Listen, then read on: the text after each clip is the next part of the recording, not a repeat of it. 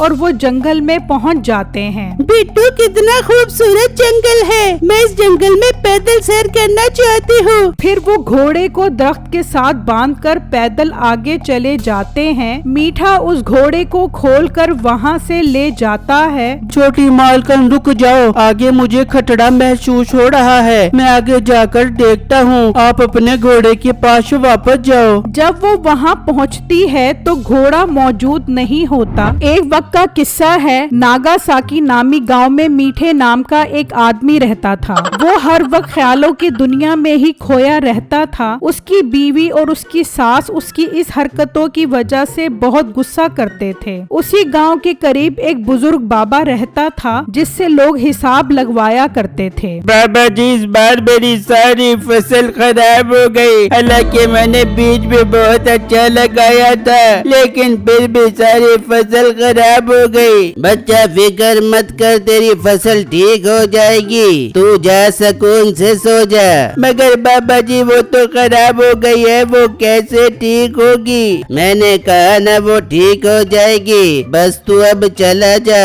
ये सुनकर वो आदमी वहाँ से चला जाता है। फिर रात होती है तो जोरदार बारिश होती है, जिसकी वजह से उसकी फसल वापस ठीक हो जाती है। वो सुबह जब अपने खेत में आता है तो देखकर हैरान रह जाता है। अरे ये क्या, ये तो मेरी फसल वापस ठीक हो गई। इसका मतलब बाबा जी बिल्कुल ठीक कह रहे थे। मैं बाबा जी के लिए मिठाई लेकर जाता हूँ। उसी गांव में बिट्टू नाम का लड़का एक जमींदार के यहाँ नौकरी करता था। जमींदार की एक खूबसूरत बेटी थी जिससे वो बहुत प्यार करता था। एक दिन जमींदार बैठा होता है कि उसकी बेटी उसके पास आती है। अब्बू जान, आज मुझे घोड़सवारी करने का बहुत दिल कर रहा है। आज मैं घोड़े की सवारी करने जंगल में जाना चाहती हूँ। अरे बेटा, ये कैसी फरमाइश कर रही हो तुम? जंगल में तो खतरनाक जानवर होते हैं, अगर तुम्हें कुछ हो गया तो मैं क्या करूँगा? मैं तुमसे बहुत प्यार करता हूँ मेरी बेटी।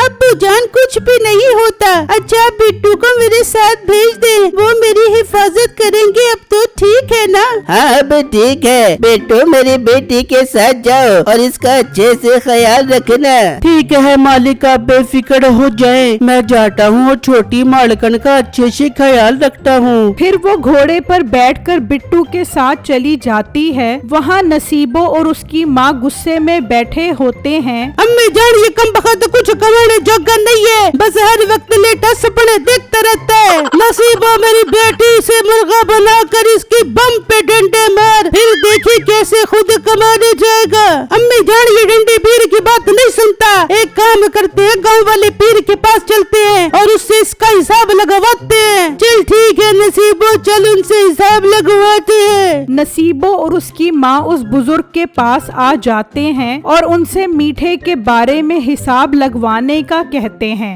अरे बेटा, तुम्हारे शोहर का नाम मीठा है और उसका हिसाब लगाने पे पता चला कि वो सारी जिंदगी कुछ नहीं कमाएगा, बस तुम दोनों को तंग ही करता रहेगा। नसीबो, सुन ले बाबा जी क्या कह रहे हैं, उस निकम्मे को घर से निकाल देते हैं। हाँ माँ जी, आप ठीक कह रही हो, चलो घर चल के इसका मसला हल करते हैं। वो दोनों घर आ जाती हैं। ओ मीठे उठ, बहुत तूने सोच के सपने देख लिए, चल घर से निकल। अब इस घर में उस वक्त वापस आबियो जब तू कमाने लग जाबियो। बाबा जी ने कहा तू सारी जिंदगी कुछ नहीं कमा पेगा। नसीबो, ये तू क्या कह रही है? ठीक कह रही है नसीबो, चल शाबाश, मेरे घर से निकल, जब कमाने लग जाएगा तो वापस आ जाई। और जब मैं कमाने लग जाऊंगा तो मैं पागल हूँ जो वापस आ जाऊँ? अब देखना मैं तुम दोनों को कितना बड़ा आदमी बन के दिखाता हूँ। ये कहकर मीठा वहाँ से चला जाता है और एक जगह पर आकर बैठ जाता है। यार, ये बाबा तो बहुत ही फारिक इंसान है, पूरे गांव वालों को वर्गलाता रहता है, इसका मसला तो हल करना पड़ेगा। तभी बिट्टू जमींदार की बेटी को जंगल की सैर करवाने ले जा रहा होता है। अरे ये तो जमींदार की बेटी है, अगर मेरी इससे शादी हो जाए तो मुझे कुछ करने की जरूरत ही नहीं पड़ेगी, लेकिन इसके लिए मुझे इसकी बेटी के दिल में अपनी जगह बनानी पड़ेगी और बिट्टू की जमींदार की कैद खाने में। सोच मीठे, सोच। वो कुछ देर सोचता है। अरे वाह, आइडिया आ गया मेरे दिमाग में, चल मीठे इनका पीछा कर। वो उनके पीछे पीछे जाता है और वो जंगल में पहुंच जाते हैं। बिट्टू कितना खूबसूरत जंगल है, मैं इस जंगल में पैदल सैर करना चाहती हूँ। अरे नहीं मालकन, पैदल सैर करना ठीक नहीं रहेगा।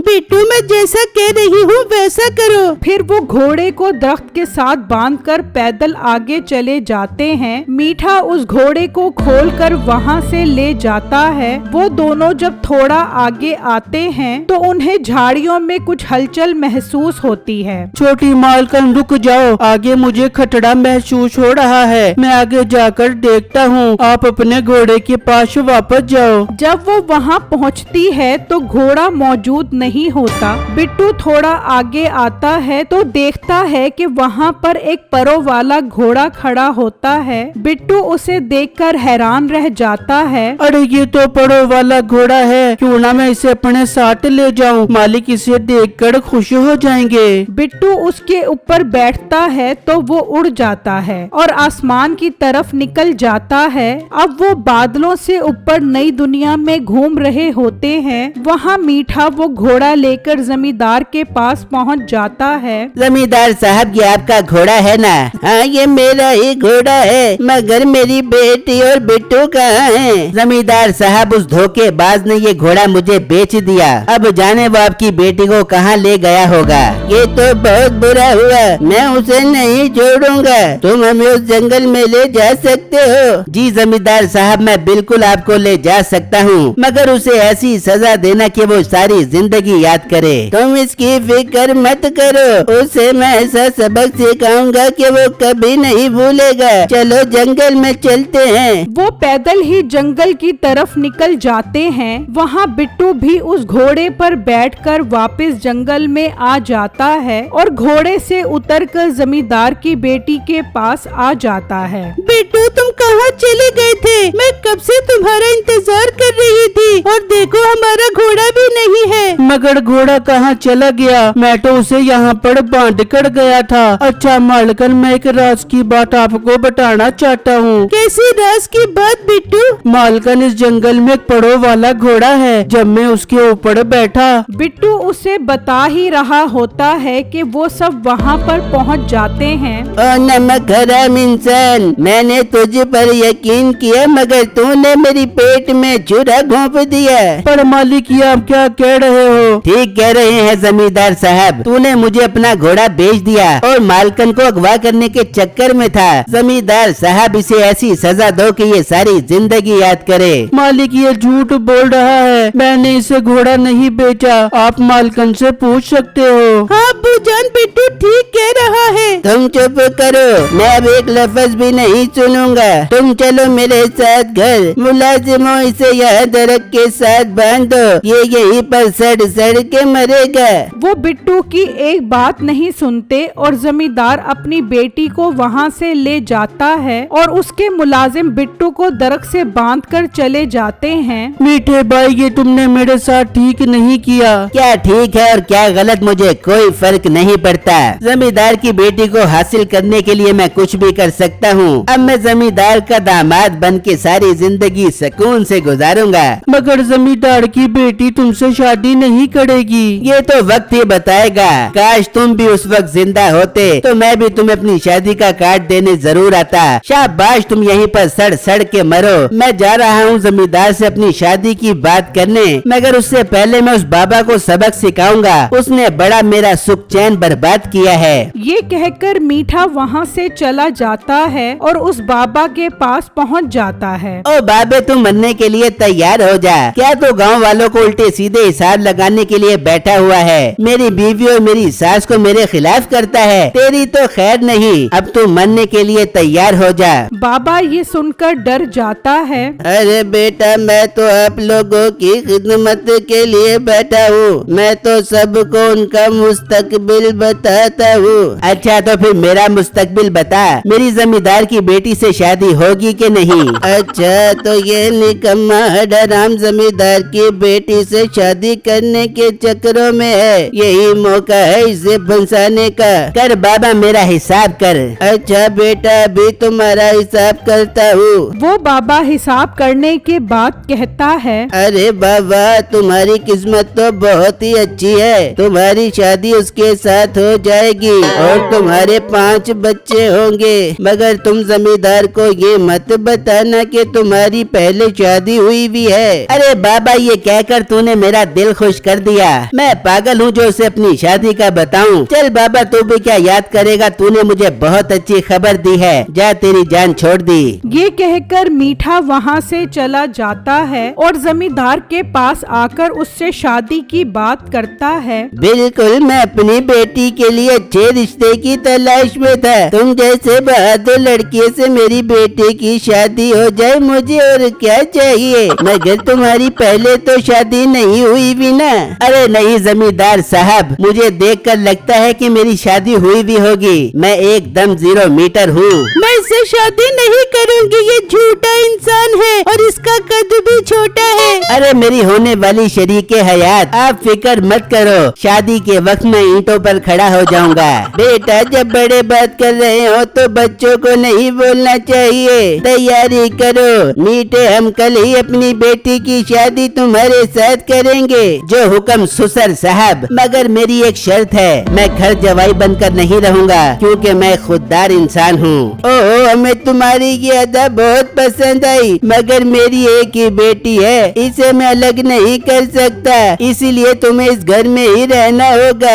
जो हुक्म सुसर साहब। अगर आप इतना इसरार कर रहे हो तो मुझे मंजूर है। मैं कल आता हूँ हमेशा के लिए आपकी बेटी को अपनी बीवी बनाने के लिए। ये कहकर मीठा वहाँ से चला जाता है और इतराता हुआ अपने घर आ जाता है। बेटे, तू यहाँ क्या करने आ गया? आवाज जरा नीचे करके बात करो। गरीब लोगों, तुम्हारी औकात क्या है मेरे सामने? और तंदूर पर रोटियां लगाकर पिज्जा समझकर खाने वाले लोगों, अब मैं बहुत बड़ा आदमी बनने वाला हूँ। बस यही बताने के लिए आया था। ये कहकर मीठा चला जाता है। अरे अम्मा जान, इसके हाथ में कौन सी गिद्दड़ सिंगी लगने वाली है जो ये इतनी बड़ी बड़ी बातें कर रहा है? पता नहीं क्यों ये इतनी लंबी लंबी छोड़ कर गया है। फिर मीठा उस बाबा के पास पहुँच जाता है। बाबा जी मुबारक हो, आपने ठीक कहा था, जमींदार मान गया। कल मेरी शादी है उसकी बेटी के साथ, आप भी शादी में आ जाना।